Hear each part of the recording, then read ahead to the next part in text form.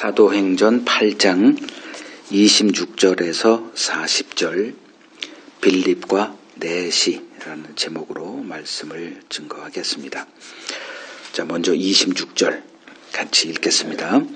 주의 사자가 빌립에게 말하여 이르되 일어나서 남쪽으로 향하여 예루살렘에게 가로 내려가는 길까지 가라 하니 그 길은 광야라. 주의 사자가 등장합니다. 주의 사자란 누구를 말하는가 알아보면 되겠죠. 주의 사자가 빌립에게 음성으로 지시를 합니다. 그 내용이 일어나서 남쪽으로 향하여 방향을 제시하죠. 예루살렘에서 가사로 내려가는 길까지 가라 하니 그 길은 광야 이렇게 설명합니다. 지금 빌립은 그 사마리아 전도로 엄청난 사마리아 지역의 부흥을 이제 가져온 사람입니다. 그럼 거기서 계속 그 사람들을 케어하고 뭐 이렇게 하고 있는 빌립에게 딴 데 가 이렇게 지시를 하는 거죠. 자, 여기서 주의 사자라 하면 그 사자를 이제 어디서 번역을 했을까? 엔젤, 영어로 엔젤, 그 원어로는 이제 앙겔로스. 뜻은 메신저란 뜻이에요. 천사는 다른 우리가 생각하는 날개가 달리고 물론 날개도 달려 있겠지만 진짜 날개가 달렸을까? 그럼 나도 몰라요. 하나님의 뜻을 전달하는 자란 뜻이 이제 천사입니다. 사도행전에 이 주의 사자라는 그 용어가 많이 등장을 해요. 7장에도 10장에도 11장에도. 그리고 지금 여기처럼 똑같은 앙겔로스인데 12장 7절에서는 또 사자로 이렇게, 그러니까 이게 막 혼돈이 돼서 이렇게 나오는 거죠. 그러니까 하여간에 천사는 하나님의 뜻을 수행하고 우리에게는 그 뜻을 전달하는 존재다. 근데 이제 29절을 보시면 그 빌립에게 주의 사자가 뭐 빌립에게 이렇게 한 게 아니고 성령이 이렇게 나와요. 그러면 주의 사자가 음성으로 말했고 또 어느 순간에는 또 성령이 음성으로 말하고 이게 이제 혼용이 되어 있다는 거죠. 그래서 우리가 이제 볼 때 예를 들면 우리가 옛날에 조선시대 때 그 사신단이 오죠. 황제의 뭐 칙령을 갖고 옵니다. 그러면 그 사신을 내시예요, 내시. 환관. 그러면 조선 사람들이 그 내시로 대우했을까? 황제로 대우했을까?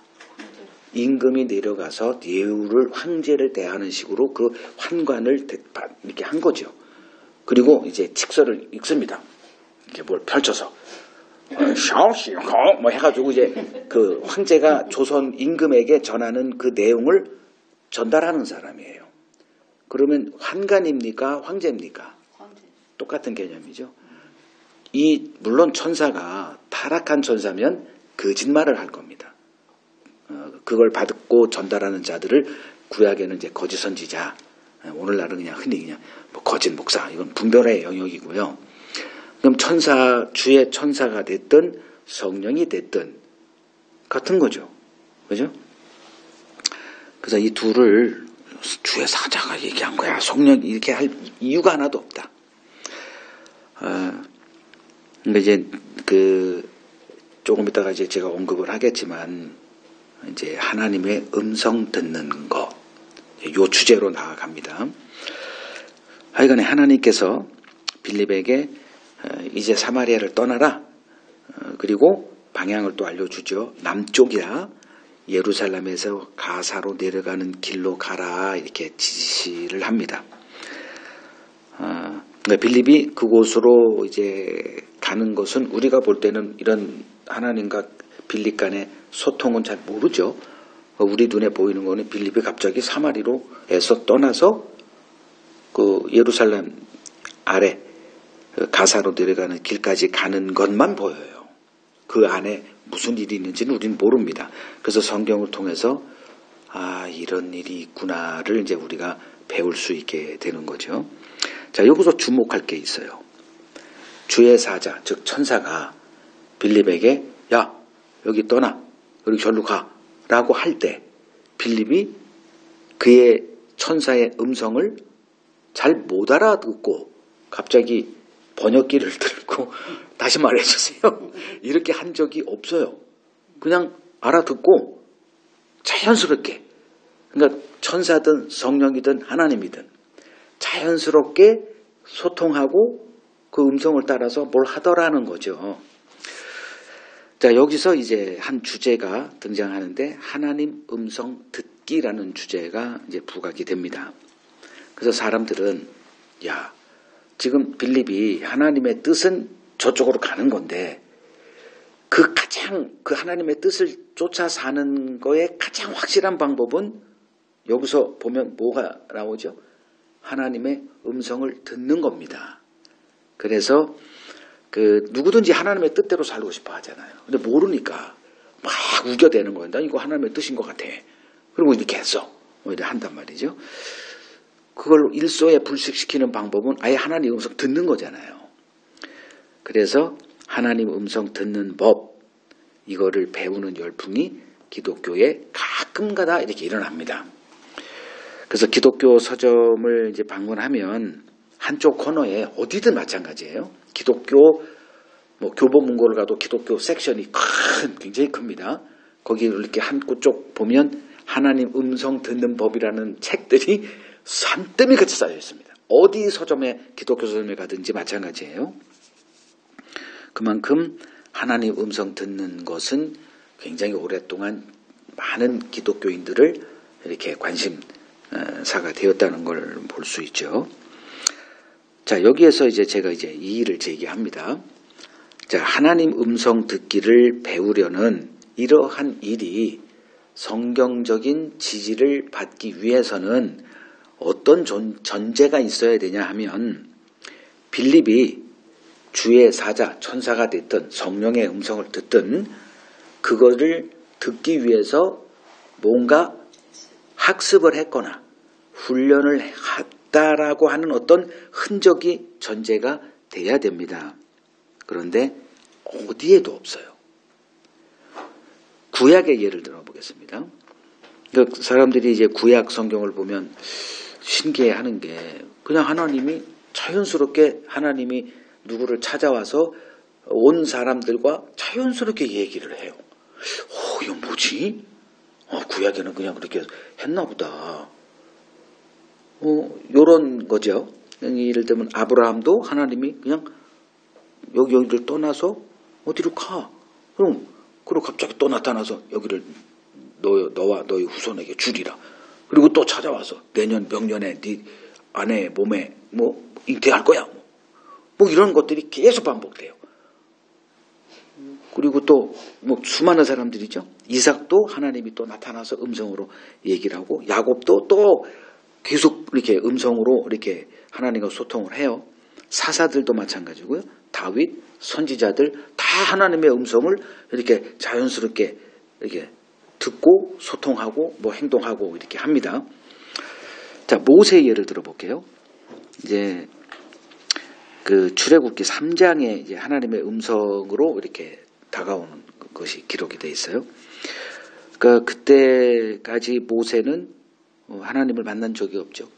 그러나 부모로부터 자기가 애굽의 왕자가 아니라 너의 출생의 비밀을 이제 배움받고 이제 자기 동족을 애굽에서 좀 이렇게 건지려고 노력을 했던 걸 보면 이제 들어서 아는 거예요. 구전으로. 이스라엘은 어떤 자들이고 그걸 부모를 통해서 다 이제 전해 들은 거죠. 알아요. 그러나 하나님을 만난 적도 없고 음성을 들은 적도 없습니다. 그걸 배우기 위해서 노력을 했다거나 보리수 밑에 가서 수행을 했다거나 없어요. 근데 3장을 보니 이렇게 하나님의 부르심에 좀 이렇게 흔적이 있죠. 신비한 걸 보고 글로 끌려가는 장면은 있어요. 그걸 보고 이게 뭐야? 그럴 때 갑자기 하나님이 이렇게 그에게 음성으로 이렇게 다가옵니다. 그럼 그때 그가 뭐라고요? 이런 거 없어. 정확하게 알아듣습니다. 마치 무슨 신비한 언어의 칩을 이렇게 탁 이렇게 꽂힌 것처럼 하나님과 소통을 해요. 계속해요. 엄청나게 많은 말을 합니다.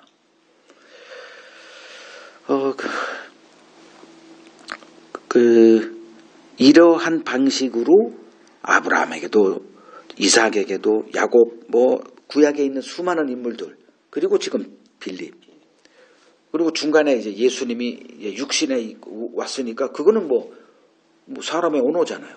뭐 아람어를 썼더니 뭐 히브리어를 조금 썼는 뭐 이런 거는 이제 우리가 충분히 이해가 돼요. 근데 지금 이건 다른 영역이죠. 이건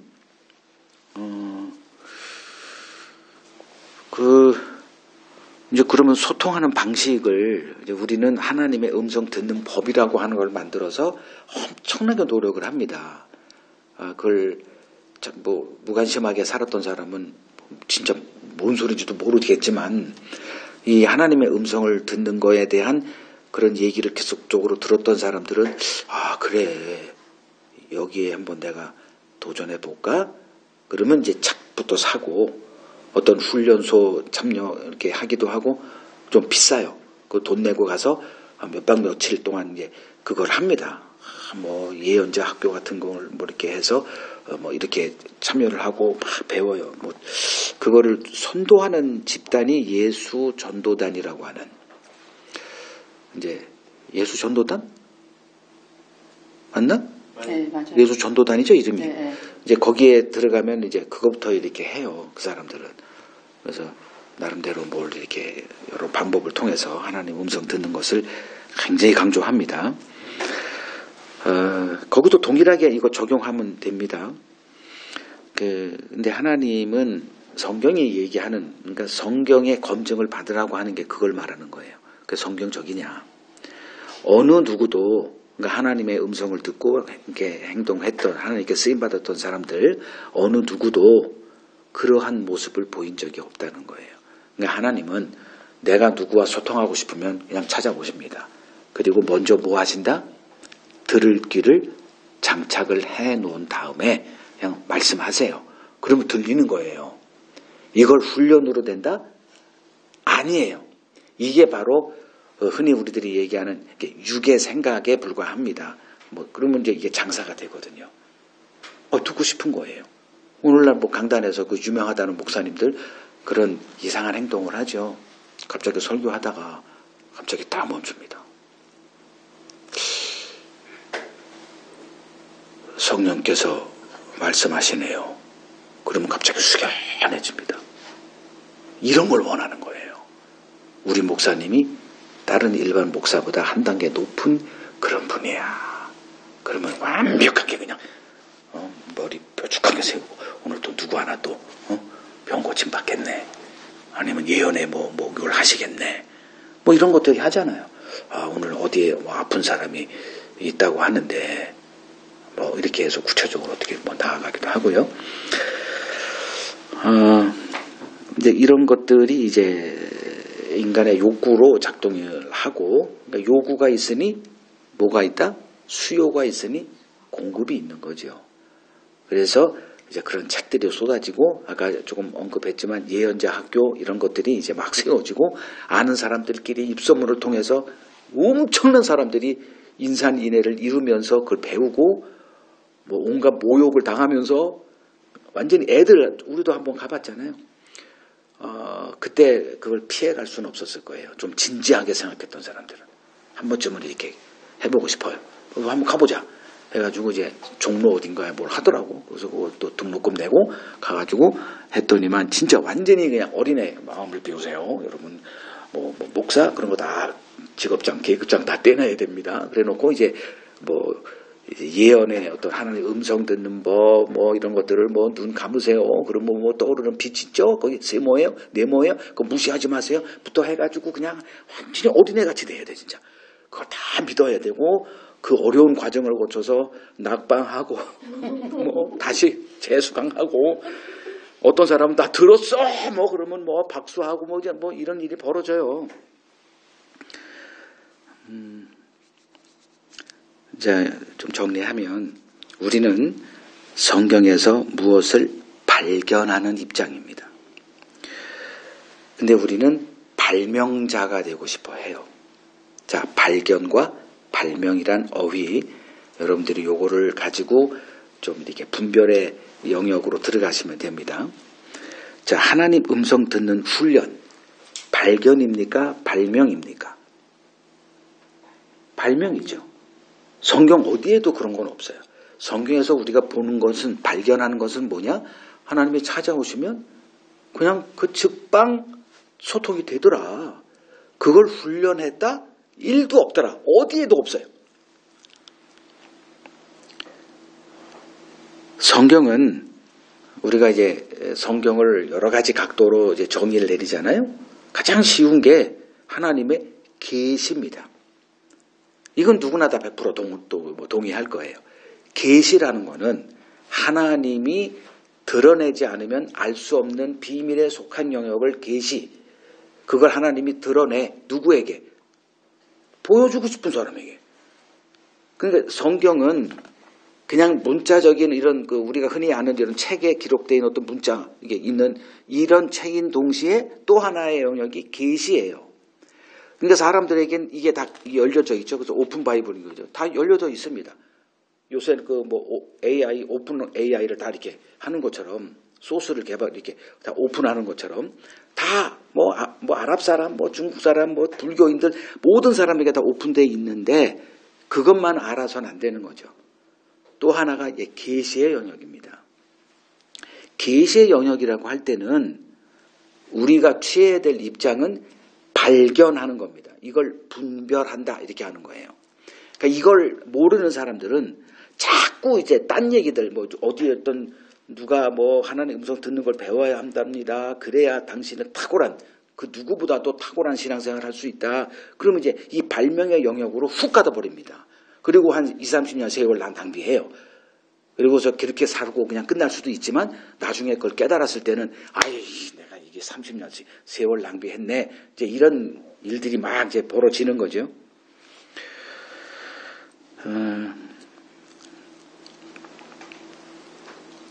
그래서 우리는 하나님의 뜻을 발견하고 그것을 발견돼서 깨달은 것, 이걸 이제 분별하라 이제 그런 건데, 그런 터 위에서 발견의 영역에서 우리가 길을 걸어가야 된다.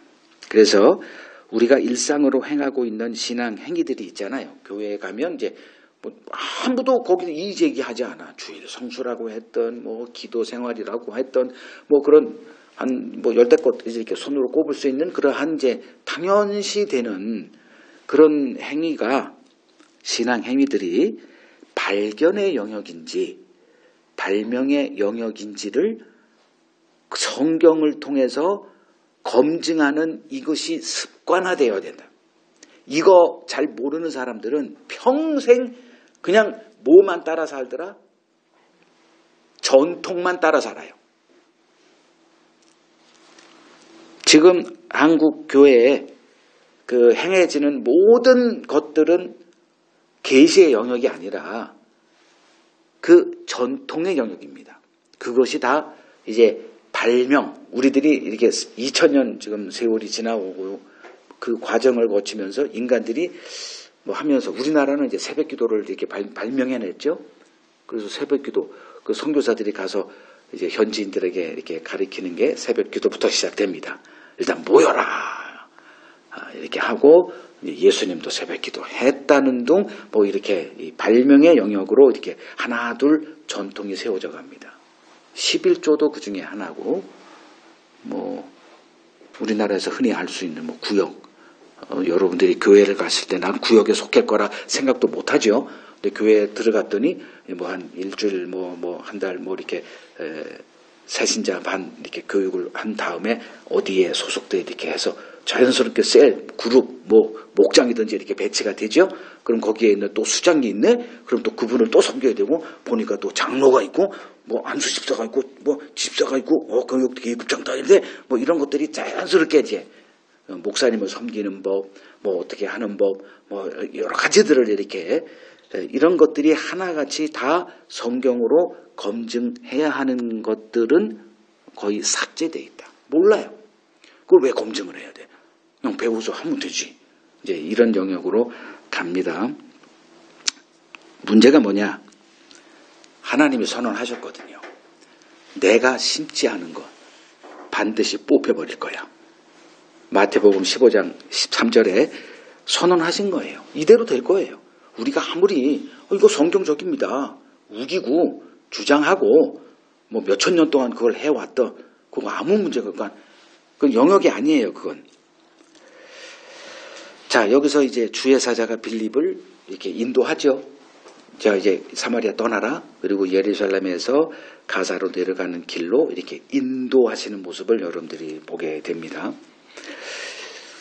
자, 이제 하나님의 인도라는 영역이에요. 조금 아까는 하나님의 음성 듣기라는 주제였고 지금은 하나님의 인도라는 주제를 좀 보겠습니다. 하나님은 우리를 인도하십니다. 그래서 하나님을 뭐라고 표현하냐 하면 우리는 양, 하나님을 목자 이렇게 표현해요. 그게 하나님의 인도라고 하는 개념을 가리키는 하나님의 그 어휘입니다. 목자와 양의 관계예요. 시편 23편을 보더라도 하나님의 인도하심에 대한 내용입니다. 요한복음 10장 3절을 보면 이제 예수님의 이제 인도하심에 대한 예수님 버전이에요. 문지기는 그를 위하여 문을 열고 양은 그의 음성을 듣나니 여기서 음성을 들어요. 양이 뭐 목자의 그거를 뭐 이렇게 훈련해서 듣는 게 아니에요. 그냥 들리니까 뭐라 그러냐면 그가 자기 양의 이름을 각각 불러 인도하여 낸다. 여기서 인도 어휘가 나오죠. 자, 근데 이제 뭐 우리가 다 이제 하나님의 음성 듣기도 원하고 또 하나님의 인도함 받기를 다 원하죠. 가장 쉬운 기도 중에 하나가 하나님의 인도라는 주제로 이렇게 기도하면 그 되게 쉬워요. 어린이집에 상담을 가든 누구와 뭐 대화를 하든 할 때 하나님의 인도를 구하는 기도. 이게 하나님의 인도. 뭐 여기 어떤 가정에 신방을 갔는데 그 가정 식구 중에 누가 뭐 우한에 있어. 뭐 어떤 큰 목표를 가지고 지금 고민하고 있어요. 그때 이제 하나님의 인도를 구합니다. 이게 성경적일까? 근데 막 하는 거거든요. 또 그런 기도하지 않으면 그런 상담을 하지 않으면 뭐 목회가 안 돼요. 그러니까 무슨 뭐 심리학이 동원되기도 하고 뭐 여러 가지 그냥 그런 것들이 다 이렇게 혼용이 돼서 이렇게 그걸 신앙생활의 하나로 이제 받아들이죠. 자, 여기서 빌립에게 하나님의 인도하심이 적용됩니다. 그러면 이 인도하심이 빌립에게 득이에요, 실입니까? 빌립이 사마리아에 계속 있는 게 좋은 거예요? 거기를 버리고 딴 데 가는 게 이득이에요? 거기서 지금 자기가 영웅이 됐는데 아니 사람들이 그 무슨 마술사 시몬을 따라갔던 사람들이 자기에게 다 왔거든. 그럼 자기는 거기서 황제 노릇하면 되는 거예요. 근데 하나님이 이제 됐어. 네 역할 끝났어. 그걸로 가. 자, 이러한 하나님의 인도하심이라는 거죠. 이걸 보질 않고 하나님이 인도하시네 라는 주제로 확 돌아버리면 하나님 인도해 주세요. 나 지금 힘들어 죽겠습니다. 우리 아들 의사되게 할까요? 법대를 보낼까요? 나 오늘 뭐 이거 지금 이런 사업을 해야 되는데 이걸 해야 될까요? 아니면 이걸 해야 될까요? 인도해 주세요라는 이상한 개념으로 또 이렇게 흘러가요. 그러니까 성경을 봐도 무슨 중심으로 보느냐? 다 자기 중심으로 보게 돼 있다는 거. 이걸 종교 영역 혹은 육이라 얘기하는 겁니다. 자, 하나님의 인도하심의 이제 실상은 하나님의 계획이라는 게 있죠.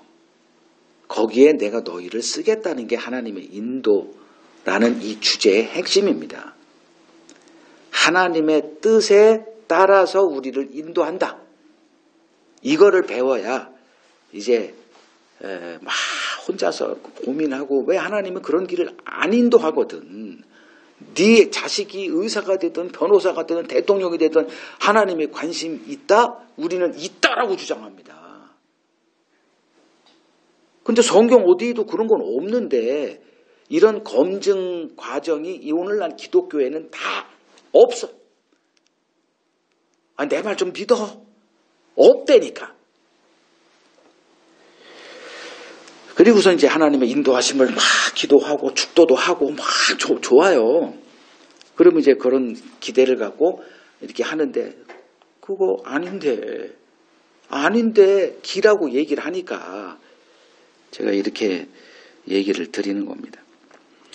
자, 하나님께서 우리를 인도하시는 방식이 어떤 정형화된 방식이 아니라 우리의 상상을 초월할 정도로 다양한 방식으로 하나님이 우리를 인도하세요.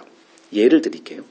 창세기 45장 37장부터 이제 45장까지 그 내용은 이제 야곱의 아들 중에 하나, 거의 막내 베냐민 빼고 이제 그 요셉이 꿈을 꿉니다. 그 꿈에 하나님의 계시거든. 그러니까 그 꿈을 얘기했더니 이제 미움을 받는 거예요. 그래서 형들의 미움을 받고 이제 팔려죠. 자, 하나님이 요셉을 어디로 보내시길 원하세요? 애굽으로 보내길 원하십니다. 왜냐하면 나중에 애굽으로 보낼 거니까. 그래서 먼저 선두주잘로 선발대로 보내서 답사하고 준비하고 예약하고 그래서 나중에 후발 부대가 가잖아요. 그러니까 이 요셉이 이 45장 5절에 그 얘기를 그대로 해요. 하나님이 너희를 구원하시고자 나를 먼저 애굽에 보냈다. 선발대라는 걸 얘기를 합니다. 그걸 나중에 깨달아요. 중간만 보면 고난이야. 그 팔리고 뭐 거기서 보디발의 몸종이 되고 뭐 이 감옥에도 가고 결국은 애굽의 총리 되게 하려는 그래. 이게 인간의 늘 하는 그 함정이에요. 늘 성경을 그런 식으로 봐요. 그 하여간에 지금 인도라고 하니까 요셉을 애굽으로 보내시는 게 하나님의 뜻이에요. 그 도구가 뭐예요? 형들이에요. 이렇게 인도하세요. 또 룻기를 보면 1장에 보면 그 하나님이 이제 엘리멜렉 가족을 모압으로 보낼 계획을 세우십니다. 도구가 뭐예요? 기근이죠. 기근을 견디지 못해. 그래서 하나님의 그 당시 이스라엘 백성들은 이 지파별로 정해진 곳이 있거든. 그건 다 여호수아 때 다 결정된 거예요. 그 제비 뽑아가지고 나는 이 땅은 너희 뭐 이렇게 절대 내가 이 땅 원한다 해서 주질 않아요. 하나님의 뜻이 담겨져 있는 거예요. 그러면 거기를 떠나면 안 돼. 어떻게 됐든 간에 그게 망했던 뭐했든 하여간에 그 땅을 보존하고 지키고 자손에게 누려야 되는 이게 있는데 엘리멜렉은 그거 안 해. 난 못 살아. 그리고 이제 인근 모압으로 이렇게 이주를 가죠. 어떻게 인도하신다? 기근으로 인도하신다. 하나는 형들의 미움을 받는 이런 수단으로 애굽으로 보내. 또 어떤 사람은 기근으로 또 이렇게 또 모압으로 또 가기도 하고요. 여기 빌립을 사마리아로 이렇게 보내는 게 하나님의 뜻이었어요. 뭐로 보내죠? 큰 박해로 보내더라고요. 그러니까 빌립은 그때 그걸 알았나? 모르죠. 박해가 일어나면 뭐예요? 도망가는 거예요. 흩어졌다가 뭐예요? 도망가는 거예요. 막 도망가다 보니 사마리아로 가 있어. 거기서 자기가 지금 준비된 자죠. 거기서 복음을 전해서 거기에 많은 사람들이 예수에게로 돌아오는 일을 하게 합니다. 그래서 결론은 지금 우리 삶의 현실이 있죠. 예전에는 다 우연의 결과물이에요. 내가 실패를 했던 정말 기가 막힌 선택을 해서 지금 여기에 있는 걸 이제 우리가 이렇게 해석을 합니다. 근데 신자된 우리는 이러한 성경을 통해서 깨달아지는 게 있어요. 저는 이 마곡 지역을 몇 년을 산 거야. 그때 대한항공 입사해서 이쪽으로 수원에 살았다가 이쪽으로 이사를 오고 그 이후로 이쪽을 떠나질 않아. 그리고 이제 해외 선교하느라고 이걸 맡아 달라달라 이렇게 많이 했지만 여기를 떠나질 않아요. 이 마곡을 마곡맨이 됐다니까? 마곡맨, 나도 모르게. 거기는 뭔 뜻이 있을까? 여기 있어야 되는 하나님의 뜻 때문에 난 여기 있는 거예요. 내가 아무리 발악을 해도 안 되더라고. 그래서 지금 여러분들의 처한 그 삶의 현실은 하나님의 인도하심에 그 헤아릴 수 없지만, 뭔지 모르지만 그 결과물이다라고 확인하시고 뭐 고민은 또 하지 마세요. 그리고 이제 맡기시면 됩니다.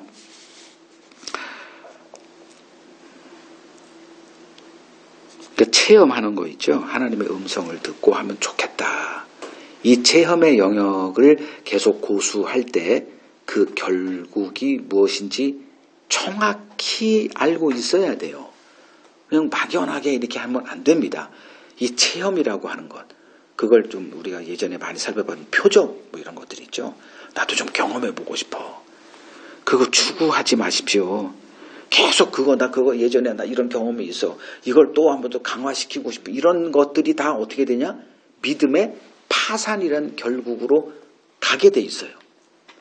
하나님이 우리에게 원하는 거는 믿음의 영역에 서 있으라는 거예요. 믿음의 영역은 우리에게 좀 답답합니다.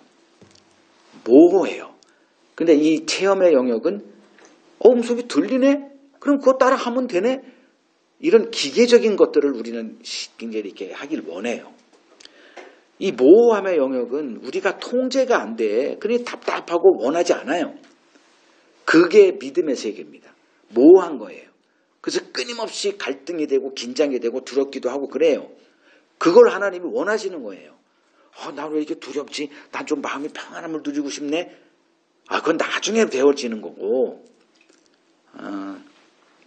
이 모호함의 세계, 그리고 하나님이 우리를 인도하시는데 내가 원하는 대로 인도하시는 게 아니라 하나님이 원하시는 대로 우리를 도구로 쓰는 그 인도하심이구나 라는 것만 제대로 인식하면 그 신앙생활 할 때 흔히 삑살이 난다는 많이 이렇게 경감시키면서 신앙생활을 할 수 있게 될 겁니다. 해야 될 작업, 뭐가 됐든 성경에 검증하는 습관을 들이라는 거예요. 이것이 안 된 사람은 분별의 영역, 난 안 쏘가 그렇게 되는 게 아니에요. 그래서 하나님의 방식은 이렇게 나오더라. 한 구절 읽어드릴게요. 요한복음 21장 18절. 내가 진실로 진실로 네게 이르노니 내가 젊어서는 스스로 띠띠고 원하는 곳으로 다녔거니와, 요게 육의 영역, 종교의 영역입니다. 하나님 우리를 인도해 주세요. 하나님 나한테 음성으로 알려주세요. 어디로 갈까요? 동서남북 알려주세요. 뭐 이거 내가 띠띠고 원하는 대로 다녔지만 늙어서는 거는 내가 이제 너를 압도해서 네 의지가 꿈틀거리지 못하도록 내가 너희를 쇠사슬로 묶어서, 이거예요. 늙어서는 네 팔을 벌리니 남이 네게 띠띠우고 결박해서 네가 원하지 아니하는 곳으로 데려가리라. 요것만 제대로 이해하면 이 믿음의 영역이라는 게 이런 거구나. 이거를 버텨야 되겠구나. 라는 그 인내의 영역으로 들어가서 내가 원하지 않는 곳으로 밀어붙이는.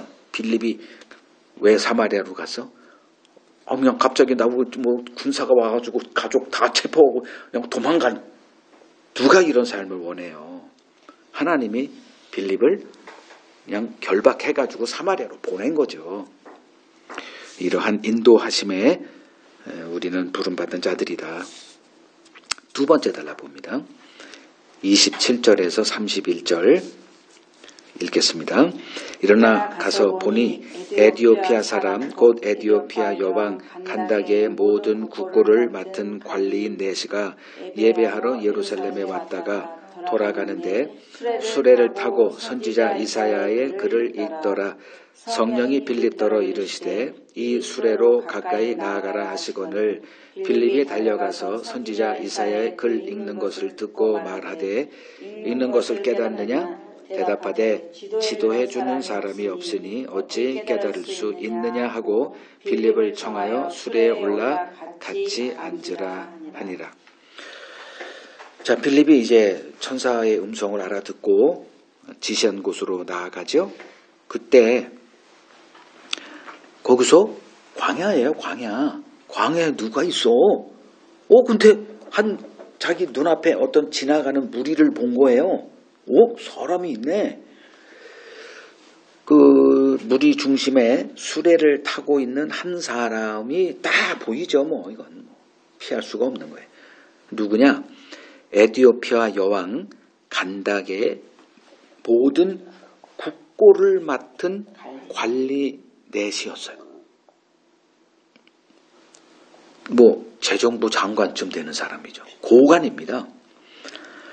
그 수레를 타고 해서 걷는 것도 아니고 수레. 그러니까 굉장히 높은 고관직이라는 거는 한눈에 알 수 있죠. 그러니까 나중에 물어보고 이 사람이 이런 거라는 걸 알고 성경에 기록되어 있는 거예요. 이 사람은 지금 모르죠, 빌립은. 굉장히 중요한 사람이 있구나만 알고. 근데 이 사람이 누구냐 하면 예배하러 예루살렘에 왔다가 수레를 타고 자기 고국으로 가고 있는 사람이었어요. 그러니까 어떤 이유라든지 이 에티오피아 이집트 좀 아래쪽에 있는 그 아프리카 지역에 좀 검은 사람이다 보시면 되죠. 그 에티오피아라는 뜻이 검은 피부색의 사람 이런 뜻이에요. 그러니까 거기에 이제 이 한 사람이 어떤 이유에서든 유대교인이 된 거예요. 참 신비해서 우리는 모르죠. 근데 이 사람이 유대인이 돼서 그 예루살렘을 직접 방문하여 유대 절기를 지키고 지금 돌아가는 중이에요. 신비로운 사람이죠. 그냥 거기 그 아프리카 토속 신앙 이걸 믿는 사람이 아니라 어떻게 유대교를 알게 되고 그리고 그 유대교의 진심이 된 사람이 된 거예요. 근데 이제 문제가 드러나죠. 성령이 이제 빌립에게 그 사람의 수레에 가까이 가라고 또 이렇게 얘기를 해요. 그러니까 빌립이 달려가서 내시가 타고 있는 수레에 이제 이르게 됩니다. 그때 그가 이렇게 보니까 이제 30절이죠. 뭘 읽고 있어? 돈이 많으니까 그 성경, 구약 성경에 어떤 것을 이렇게 두루마리로 돼 있는 거 하나를 이렇게 구해서 읽고 있었나 봅니다. 그 이사야서를 지금 읽고 있다는 것을 이제 빌립이 알게 된 거죠. 이 영역은 빌립에게는 쉬워요, 어려워요? 너무 쉬운 거예요. 그러니까 하나님이 우리에게 굉장히 어려운 걸 맡길 거라고 생각하고 못해요 하는데 알고 보면 이건 내 영역이네가 드러나게 돼요. 그러니까 빌립도 똑같죠. 이 사람을 내가 가서 내가 뭔 유익이 될까? 왜 날 보냈지? 보니까 이사야 그걸 읽고 있네. 준비된 거 이 사람도. 그래서 이제 턱 물어요. 읽는 것 깨닫니? 깨닫니라고 하지 않고 깨닫고 읽고 계십니까? 이렇게 했겠죠. 그랬더니 이 사람아 그렇게만 안 했겠죠. 여보세요. 그냥 읽는 거예요. 아무도 나한테 이게 무슨 뜻인지 가르쳐주는 사람 없어요. 그냥 읽는 거예요. 이거 진짜 우리들 모습 아니에요? 누가 전화 같은 사람이 저 같은 사람이야 가서 당신 이거 지금 왜 해? 이렇게 따져 묻지만 대부분 그렇게 안 합니다. 교회 나오는 사람한테 당신 지금 거기 뭐 하는 거예요? 이렇게 묻는 사람 봤어요? 한 명도 없어요. 다 그냥 그렇게 해요. 그냥 뭔지도 모르는 상태에서 이게 문제죠. 모르는데 해요. 그게 종교라는 겁니다. 종교는 알매 별로 관심 없어요. 종교의 관심 영역은 행함의 열심입니다. 진짜 정확하게 해야 되거든. 뭔지도 몰라. 그 무속 거기에 가서 이렇게 샤먼들 있죠. 그러니까 아프리카 가서 내가 이제 듣게 된 건데 이 사람들은 그냥 이 알매 영역도 아니에요. 누구 가르치는 그것도 아니에요. 자기가 그냥 독점을 합니다. 그리고 어떤 이상한 소리를 내야 된대요. 그래가지고 이빨을 갈아요. 해가지고 정확한 소리를 내야 돼. 그게 무슨 알마고 뭔 관계가 있어요? 그냥 신비의 어떤 영역에서 그 소리를 내야만 병을 고치든 귀신을 쫓아내든 이런 영역이야 다. 그걸 왜 하는지도 몰라. 왜 그래야 돼? 왜 정확한 소리를 내야 돼? 몰라요. 묻지 마, 임마. 묻지도 따지지도 않고 하는 게 종교예요. 지금 이 내시가 우리에게 하나님이 뭔가를 가르치고 있는데 바로 요거예요. 읽고는 있어. 뭘 해? 그러니까 성경을 알아야 내가 지금 이 절기에 무슨 뜻이 있고 이 에티오피아에서 예루살렘까지 그 먼 거리를 그 많은 사람들을 이끌고 거기를 갔다가 오는데 알았을까? 그 유대인들이 하니까 그냥 한 거예요. 그리고 또 읽고 있어. 읽으려니까 읽는 거예요. 뭔 뜻인지 하나도 몰라. 근데 해요. 뭐 우리나라 지금 성경 통독이라고 하는 거 있죠. 그걸 안 하면 이 진급이 안 되니까 해야 돼요. 그걸 검사를 하거든. 그걸 거짓말로 쓸 수도 없고 뭐 장로 되려면 최소한 50독은 해야 되니까 통독을 해요. 그리고 뭐 1.7배, 2배속 해가지고 좀 빨리 맞춰 3배속으로 해. 어차피 안 들려. 그냥 해. 뭐 이렇게 해가지고 뭐 한 일주일 내에 이렇게 좀 거기 학습, 통독 학습 거기 들어가면 일독이 수료증이 나오거든요. 이런 일들. 그리고선 뿌듯해하죠. 뭘 했어. 이런 거. 왜 했어요? 무슨 의미예요? 좀 묻히지 마라. 이런 반응들입니다.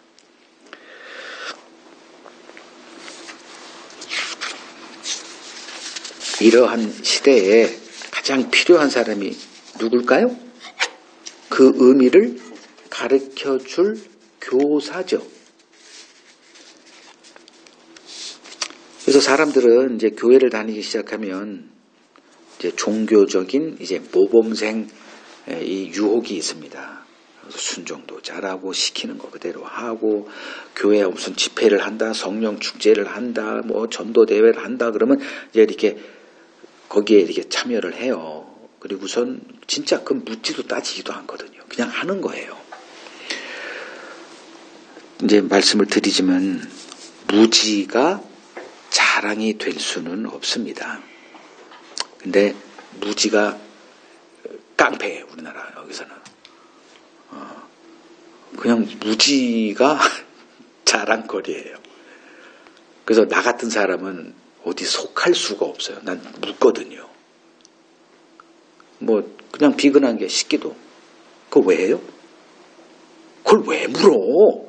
이런 반응이 다 대부분이에요. 그 이제 목사인 제가 밥 먹을 때 기도 않고 숟가락을 제일 먼저 뜹니다.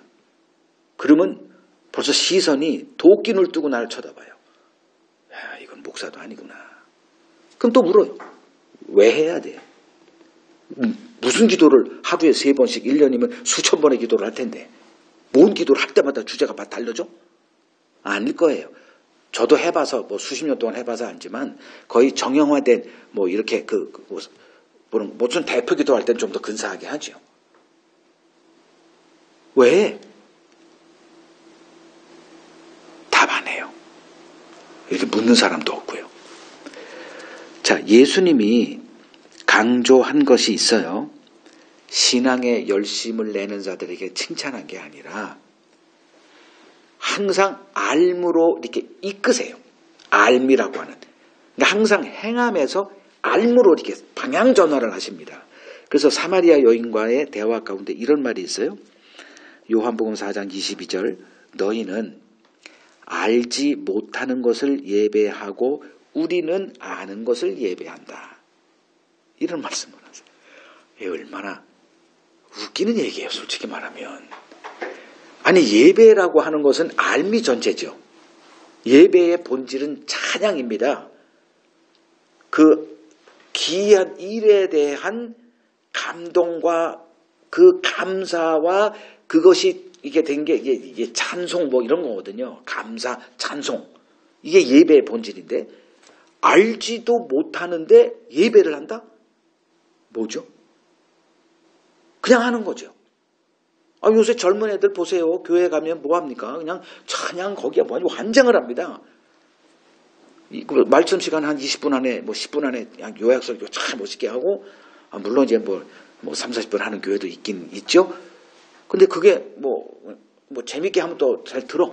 뭐 예화도 많고 나에게 어떤 도움이 되는 그런 뭐 상담 설교, 치유 설교, 뭐 동기부여 뭐 이런 것들은 뭐 또 좋아해요. 예화도 재밌고.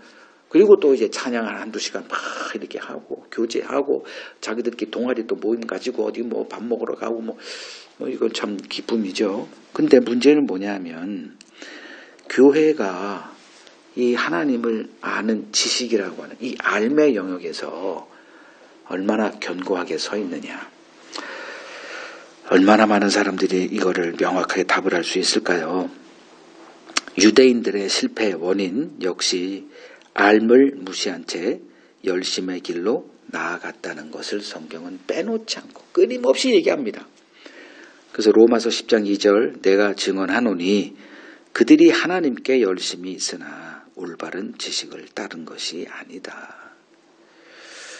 올바른 지식이라는 것은 이제 하나님을 아는 지식을 말하죠. 하나님을 몰라요. 안다고 얘기하죠. 하나님을 모른다 하는 사람은 아무도 없습니다. 조금만 들어가 보세요. 아무것도 몰라요. 제일 모르는 게 하나님입니다. 그냥 전능하신 분, 좋으신 분, 오래 참으시는 분, 독생자를 보내신 분, 이거밖에 몰라요. 그게 다 자기에게 유익이 되는 것만 골라서 딱 입력시켜 놓고 나 하나님 알아 이거예요. 하나님은 이 내시에게 필요한 게 무언지 정확히 알고 계셨어요. 이 내시가 그 빌립에게 말하는 거 있죠. 너 알고 있냐? 그랬더니 누가 가르쳐주는 자가 없는데 이 말을 하는 걸 보면 지금 내시의 지금 심리 상태를 알 수 있죠. 궁금한 거예요. 내가 하는 게 뭔지 알고 싶은 거예요. 근데 말을 하면 이 바보 같잖아. 왜 성찬식을 해? 그럼 무조건 다 해요. 뭐 갔다 보니까 뭐 쪼가리 이건 뭐지 그 견보 뭐라 그러죠? 그 전병 전병을 주고 뭐 조그만 거에 뭐 요만한 거에 뭐 포도주를 따라서 줘. 그 어떤 날은 또 솔직하게 얘기를 해.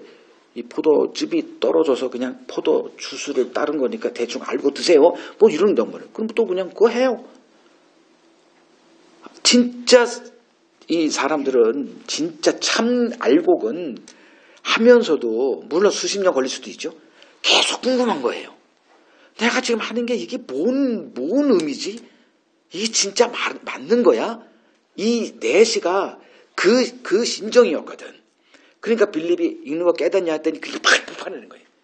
야 가르쳐주자 하나도 없다. 야, 알고는 싶은데 죽겠다. 이게 그냥 나온 거예요. 그러니까 하나님이 딱 알고 있는 거예요. 그래서 하나님은 우리의 필요를 우리는 그 필요가 그건지 몰라. 그래서 구체적인 기도 그게 다 부질없다고 얘기하는 거예요. 그게 일상이 돼버렸지만 그래서 이제 빌립을 사마리아에서 또 그만하고 이제 여기 또 내 자녀 있다. 글로 가라. 그래서 광야로 보낸 거예요. 광야로 갈 때 막막했겠죠 빌립이. 아니 하나님이 또 왜 나도 하나님의 인도하시면 늘 이래 궁시렁거리는 거 같겠죠. 자 빌립은 이 증인의 일을 수행할 준비된 자였습니다. 이렇게 쓰임받는 게 우리의 원함이라면 뭐 하고 있어야 된다? 깨어있어 준비해야 된다는 거예요. 세상 우리 마음을 당기는 것들이 유혹거리가 수도 없이 많습니다. 요새는 또 그 테슬라의 그 FSD가 이제 배포가 되면서 유튜브에 그냥 그 FSD 그 자율주행 그거 하는 영상이 수백 개가 올라와 있어요.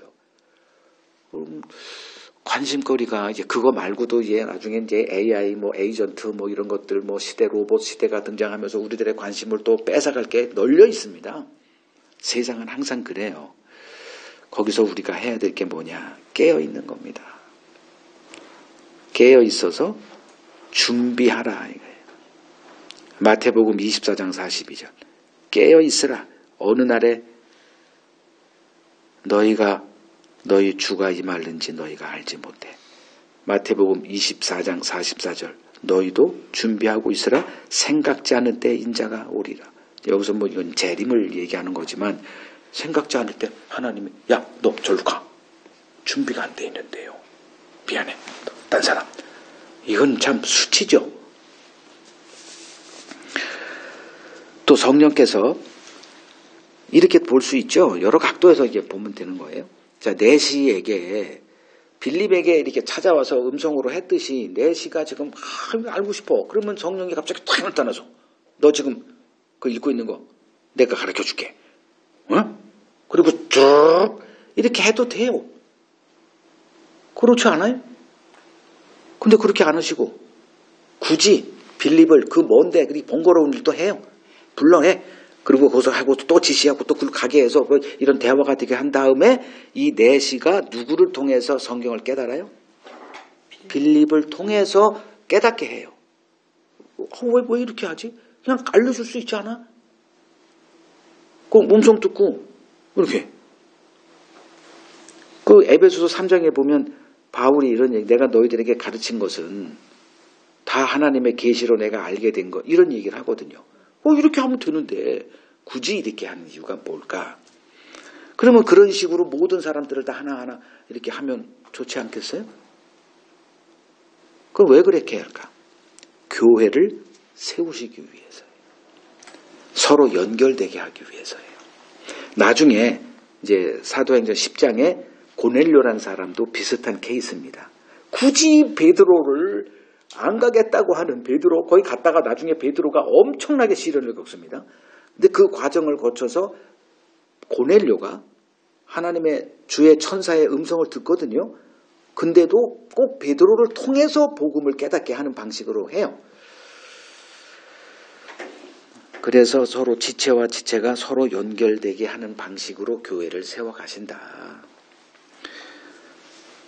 그래서 교회의 하나됨은 어떤 방식으로 하나가 되더냐? 서로 같이 단합대회도 하고 밥 먹으러도 가고 운동회도 하고 돼서 하나가 되느냐? 천만의 말씀입니다. 교회의 하나됨은 지체들이 하나님의 말씀 안에서 자랄 때만 가능해요. 저도 지금 우리 교회에서 소통이 되는 사람이 있고 안 되는 사람이 있어요. 하나님의 말씀에서 자라나가십시오. 그래야 저와의 소통도 가능할 겁니다. 그게 안 되면 밥 먹는 거 할 수 있죠. 놀러도 갈 수 있어요. 그거 다 진짜 솔직히 그냥 부지런 거, 그냥 사람끼리 모이니까 그거 할 수도 있죠. 그게 나쁘다는 게 아니에요. 그러나 본질과 벗어나 있는 거 백날 해봤자 그렇다. 여러분들이 말씀 안에서 자랄 때만 이 하나됨의 하나님의 뜻이 이루어질 수가 있습니다. 에베소서 4장 11절에서 16절 시간상 제가 안 읽겠고 나중에 한번 읽어보세요. 하나님의 방식이 어떤 식으로 진행이 되는가. 자, 마지막 단락 봅니다. 32절에서 40절 32절에서 40절 읽겠습니다. 읽는 성경 구절은 이것이니 일러스되 그가 도살자에게로 가는 양과 같이 끌려갔고 털 깎는 자 앞에 있는 어린 양이 조용함과 같이 그의 입을 열지 아니하였도다. 그가 굴욕을 당했을 때 공정한 재판도 받지 못하였으니 누가 그의 세대를 말하리요? 그의 생명이 땅에서 빼앗김이로다 하였거늘 그 내시가 빌립에게 말하되 청컨대 내가 묻노니 선지자가 이 말한 것이 누구를 가리킴이냐? 자기를 가리킴이냐? 타인을 가리킴이냐? 빌립이 입을 열어 이 글에서 시작하여 예수를 가르쳐 복음을 전하니 길 가다가 물 있는 곳에 이르러 그 내시가 말하되 보라 물이 있으니 내가 세례를 받음에 무슨 거리낌이 있느냐? 이에 명하여 수레를 멈추고 빌립과 내시가 둘 다 물에 내려가 빌립이 세례를 베풀고 둘이 물에서 올라올새 주의 영이 빌립을 이끌어 간지라. 내시는 기쁘게 길을 가므로 그를 다시 보지 못하니라. 빌립은 아소도에 나타나 여러 성을 지나다니며 복음을 전하고 가이사랴에 이르니라. 이 뒷부분은 좀 그냥 생략을 하고 시간상 대화 그리고 그 결과물만 보겠습니다. 자, 빌립의 질문의 의도를 내시가 단번에 알아차리죠. 깨닫느냐 할 때 이 사람이 가르쳐줄 준비가 되어 있는 자겠구나 해서 즉시 자기 수레에 올라 자기 옆에 앉게 합니다. 제가 여러분들에게 전에도 몇 번 얘기했죠. 저한테 빨대를 꽂아서 제 액기스를 빼가십시오. 요거 여러분들이 탄 술에 저를 옆에 태우십시오.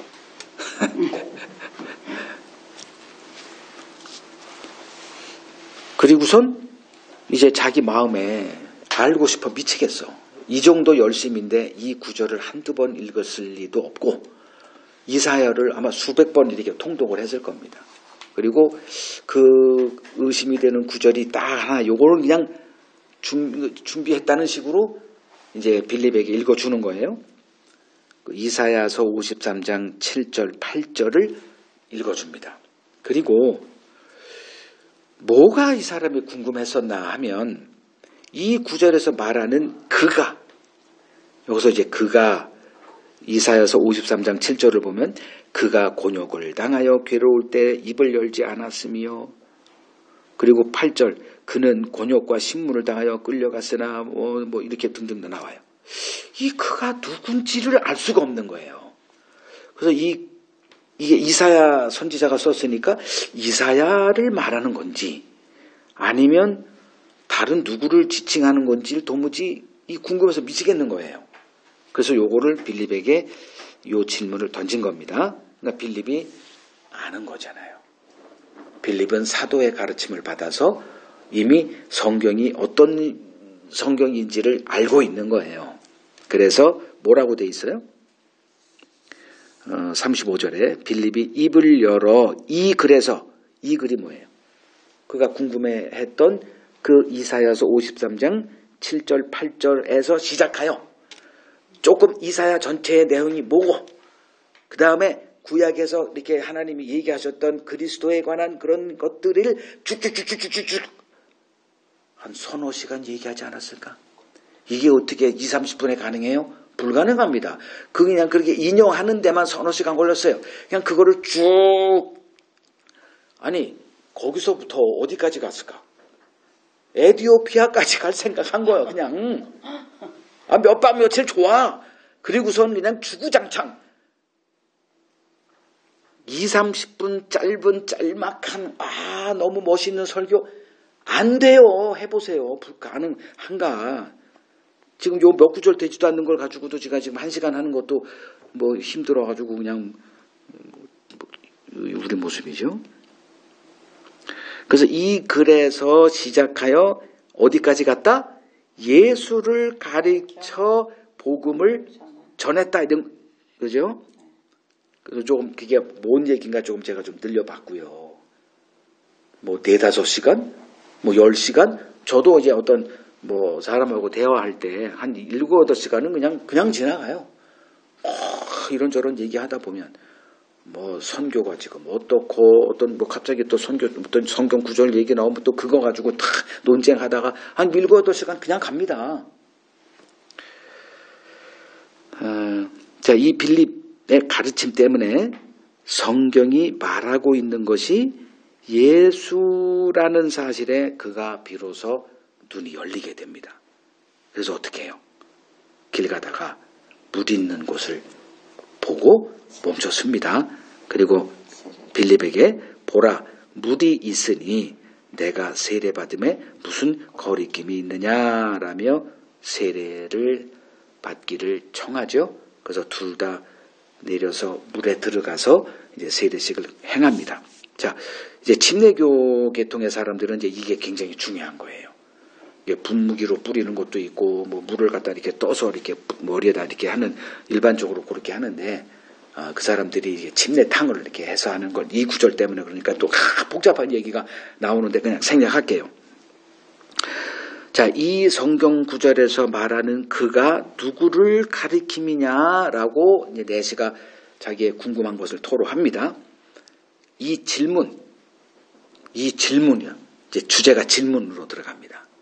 이 질문이 이 내시의 인생을 180도 바꾸는 계기가 됩니다.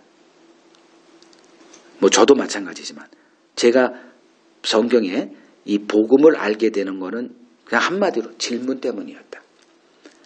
그냥 뭔가 이렇게 막 솟구치는 게 있어요. 목사니까 계속 뭐 신학교 졸업했죠. 그리고 엄청난 서적들을 읽고 뭐 주석 강해 뭐 어떤 누가 쓴 신학책 뭐 이런 것들을 다 하고 그럼에도 마음에 이러지라는 거를 떨굴 수가 없어요. 뭔가가 이렇게 그냥 뭐 이렇게 엉켜 있어. 뭐라고 표현하지? 그 단어가 생각 안 나는데 이게 그냥 이렇게 있어. 그냥 근데 뭐 누구 설교를 듣고 누구하고 대화를 해도 안 돼. 이게 해결이 안 돼. 그때 내가 끊임없이 질문한 거예요. 나 스스로. 질문하다가 어떻게 하다가 이렇게 질문이 나의 인생을 바꿨다. 이렇게. 그래서 제가 이렇게 성도님들하고 대화할 때 그 질문하는 사람과 질문하지 않는 사람으로 딱 나눠집니다. 그러니까 제가 누구를 좋아하겠어요? 질문하는 사람이죠. 질문이 없는 사람하고는 그냥 밥만 먹습니다. 근데 질문하는 사람하고는 대화를 합니다. 복음의 비밀을 여는 열쇠가 질문이다. 명심하십시오. 내가 여태껏 질문거리가 이렇게 입을 열어, 뭐 질문이 왜 없겠습니까? 사람인데. 근데 질문을 포기한 사람이 있어요. 그 사람은 정체되어 있는 사람이다 보시면 됩니다. 하나님은 이 내시의 내적 궁금증을 보고 계셨습니다. 그냥 하나님이 가르쳐주면 되는데 그렇게 하지 않고 그 답을 알고 있는 빌립을 불러요. 그리고 글로 내시에게 보냅니다. 그래서 그의 호기심을 답으로 채우게 합니다. 지금 이 일을 하나님이 하고 계시는 거예요. 자신의 택한 자녀들을 성경으로 끌어오시고 성경이 말하고 있는 예수 그리스도를 보게 하시는 그 일을 지금 하고 계세요. 거기에 필요한 자가 그거를 해석해 줄 수 있는 교사입니다. 얼마나 많은 신자들이 입을 다문 채 그냥 매일 일상으로 행하는 그 신앙 행함에 파묻혀 살고 있는지 모릅니다. 입을 열어 물으십시오. 물어볼 사람이 없으면 물어볼 사람을 하나님 보내달라고 기도하십시오. 하나님은 이런 사람을 찾고 계십니다. 요한복음 4장 23절을 보면 아버지께 참되게 예배하는 자들은 영과 진리로 예배할 때가 오나니 곧 이때라. 아버지께서는 자기에게 이렇게 예배하는 자들을 찾으시느니라. 하나님은 우상 숭배자들, 뭐 우리가 다 그렇게 살았죠. 그냥 하나님은 이런 분일 거야. 목사님이 그렇게 가르쳤어. 뭐 신학서적 좀 읽어봤더니 이런 분이네. 그러니까 현장 목회 목사들도 다 그렇게 알고 있고. 그러한 자들을 이제 그냥 하나님은 퉁 쳐서 우상 숭배자들. 그들의 예배, 자기들은 뭐 우리가 이렇게 열심으로 예배를 드리고 치밀하게 준비해요. 토요일 날까지 모여서 리허설하고 그런 예배 1도 관심 없으시다. 알매에 기초하지 않은 예배, 찬송, 헌금, 뭐 전도, 하나님은 그거를 자기를 우상으로 섬기는 자로 간주하시고 굉장히 가증스럽게 여기십니다. 인내하실 분이죠. 지금까지 행함의 세계에 살고 있었다면 이제 알매 세계로 방향을 틀어야 합니다. 지금 내가 옳다 생각하며 행하고 있는 신앙의 행함들이 발견에 속한 것인지 발명에 속한 것인지 성경으로 검증하는 일을 쉬지 마시길 바랍니다. 이것이 종교개혁자들의 자세였습니다.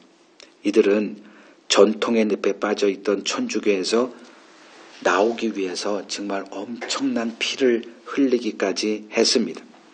이러한 종교개혁자들의 후손이라 자부하고 있는 개신교가 놀라울 정도로 신속하게 또 다른 전통의 늪에 빠져 있습니다.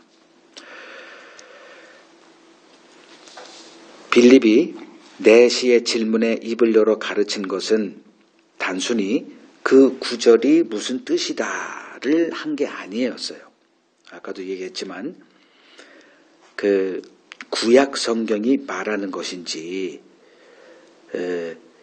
성경의 맥을 잡게 하기 위해서 길게 강론을 한 겁니다.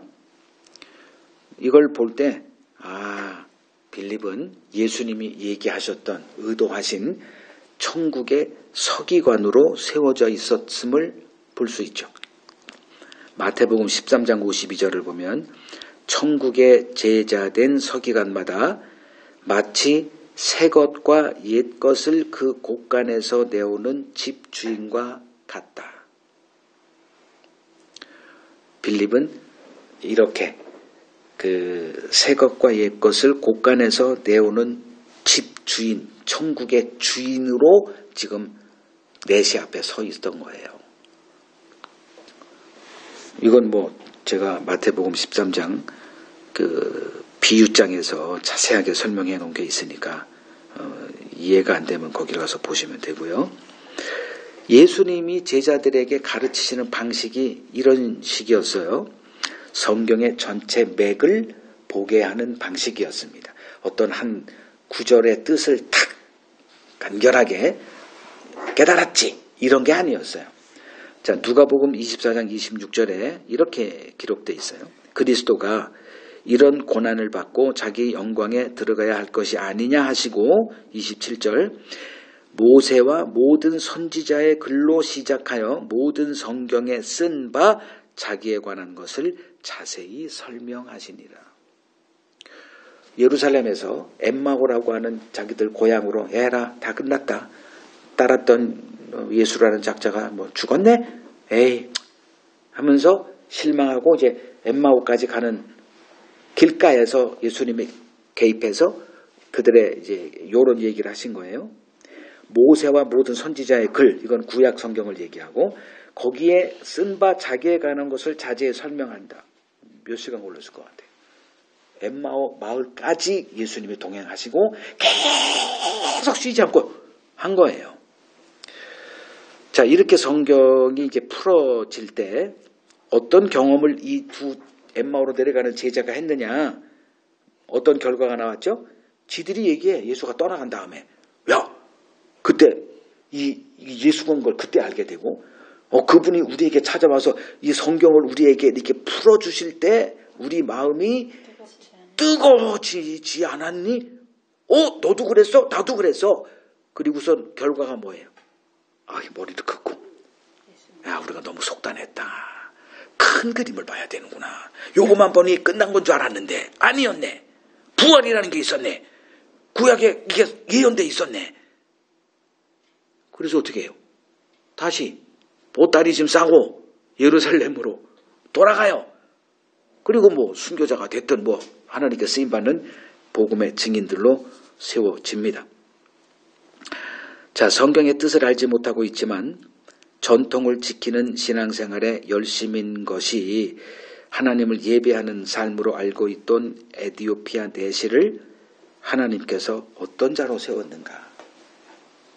모르고 예배하는 자가 아니라 이제 알고 예배하는 자로 세우셨습니다. 이를 위해서 누구를 사용했는가? 준비된 빌립을 사용하셨습니다. 여러분들에게 주는 마지막 권면, 깨어있어 준비하십시오. 준비 안 된 사람 하나님이 쓰실 방법이 없습니다. 지금 우리에게 주어진 시간은 준비하라고 주어진 시간임을 꼭 명심하시고 좀 진지하게 하나님 말씀을 아까 제가 말씀을 드렸던 천국의 서기관으로 준비가 되어 있기를 간절히 소망합니다. 아멘.